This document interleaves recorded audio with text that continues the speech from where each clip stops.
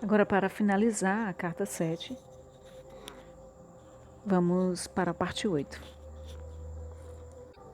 A psique acaba por renunciar aos impulsos da consciência egocêntrica em favor da realidade divina e por suplicar que seja capaz de renunciar ao ego através da morte de sua personalidade. Isso acontece quando a pessoa está verdadeiramente alcançando o ápice de sua vida espiritual e normalmente necessita de um mestre espiritual para guiá-la nesse processo. Essa morte da personalidade nunca deve ser empreendida como um meio para alcançar maior intuição espiritual.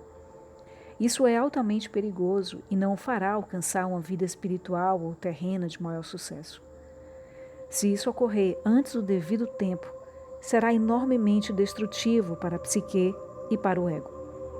Dificultará todo o desenvolvimento da alma, psique, ego, físico. Ninguém deveria manter tal pensamento com a finalidade de estar mais avançado na percepção espiritual e na verdade. Tal ato de força de vontade será autodestrutivo, uma vez que nasce inteiramente do impulso egocêntrico de ser espiritualmente mais importante.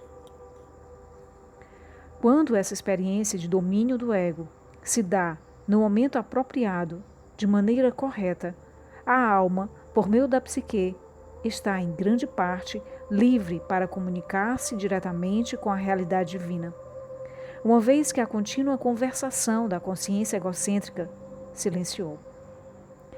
A atração exercida pela Terra não é mais soberana. As ambições autocentradas se enfraquecem, o desejo por posses pessoais se dissolve. A paz reina na mente. A alma, que agora fala claramente através da psique, anseia elevar, alimentar, contribuir para o crescimento de outras almas, educar, nutrir com compreensão e ternura, sem nenhum desejo de recompensa ou autoengrandecimento. Quando a alma é atraída cada vez mais próxima para o contato e sintonização com a realidade divina, a sua única meta terrena é a de tratar o próximo e a outras pessoas com o mesmo tipo de interesse e consideração que ela necessita. Quando a alma é atraída cada vez mais próxima para o contato e sintonização com a realidade divina, a sua única meta terrena é a de tratar o próximo e as outras pessoas com o mesmo tipo de interesse e consideração que ela necessita para si, para florescer e ser feliz. Dar torna-se tão fácil quanto respirar. E no final torna-se um privilégio trabalhar pelos outros e com os outros para a promoção de seu mais elevado bem. Isso é o amor divino em ação. No entanto, não há nenhum sentimentalismo na realidade divina. A intenção por trás da individualização foi a de permitir que a realidade divina em si experimentasse a sua própria natureza de criatividade, alegria e realização pessoal. Por essa razão, quando eu estava na Terra, tracei claramente os limites entre dar e receber, dizendo: faça aos outros aquilo que deseja que façam a você. Essa afirmação foi um alerta amoroso, significando que se colhe o que se semeia. Isso também é uma orientação para o comportamento. Se você fizer para os outros o que gostaria que fizessem para você, então pode estar seguro de que você está agindo unicamente do ponto de vista do amor. Se outras pessoas não querem o que você gostaria que fizessem por você, então trabalhe por tentativa e erro. Dê um passo positivo em frente, cumprindo o ato de amor verdadeiro. E se isso for rejeitado, você ganhou a oportunidade de descobrir o que seria mais bem apreciado no futuro. Dessa maneira, você cresce no ato de amar. Eu também disse: ame o seu próximo como você ama a si mesmo. Isso significa que você deve ter a mesma consideração com o conforto do outro como a que tem com o seu próprio. Isso também significa que qualquer coisa que você deseje para outras pessoas, você ficaria feliz que elas desejassem para você. Isso significa que você deve pensar sobre as outras pessoas aquilo que você ficaria feliz que elas pensassem sobre você. Isso significa que a sua consciência inteira deve dirigir-se para o cuidado e para a preocupação com os outros, não importando o que eles façam para prejudicá-lo. Todos os seres humanos estão vivendo em uma selva de desejos, metas, fragilidades, decepções, raiva e frustração. Dessa consciência devastada pela guerra, chegam muitas respostas e ações débeis e mal avaliadas. Por isso, contemple a fragilidade, perdoe a indelicadeza e deixe-a voltar para o nada de onde ela saiu. A única verdade e realidade de sua vida é a consciência divina, inteligência, amor. Mantenha-se firme nessa compreensão todo o tempo. Para encontrar o reino dos céus, no qual a alma está em harmonia com a realidade divina, deve chegar um tempo em seu desenvolvimento no qual você não desejará ser atraído para as percepções e consciências terrenas nas quais vivem os seres humanos entre si. Você ansiará por retirar-se completamente e dedicar-se a disseminar para os demais o seu próprio contato com a divina realidade.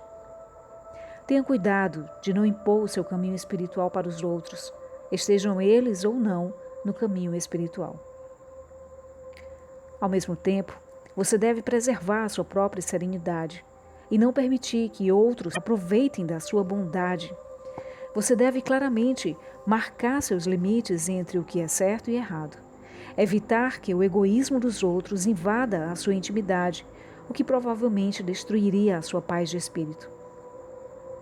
Para garantir isso, não há necessidade de que sua consciência egocêntrica assuma o domínio novamente. Você pode proteger a sua intimidade pacificamente. Você recebeu a inteligência para alcançar esse propósito necessário com o mais alto grau de amor.